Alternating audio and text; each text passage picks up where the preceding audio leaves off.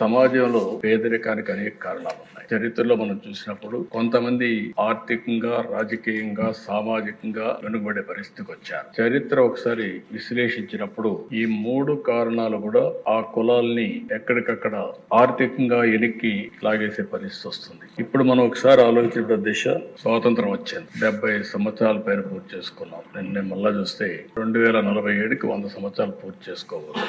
ఇంకా కూడా ఆర్థికంగా, రాజకీయంగా, సామాజికంగా అసమానతల పైన పోరాడే పరిస్థితి వస్తా ఉంది. ఇక్కడికి వచ్చినప్పుడు దిశ ఈ కేసు చెప్పిన తర్వాత చరిత్ర కూడా ఒకసారి చరిత్రలో నేను కూడా ఒక 40-50 ఏళ్ళు భాగస్వాములు అయ్యే పరిస్థితికి వచ్చాం.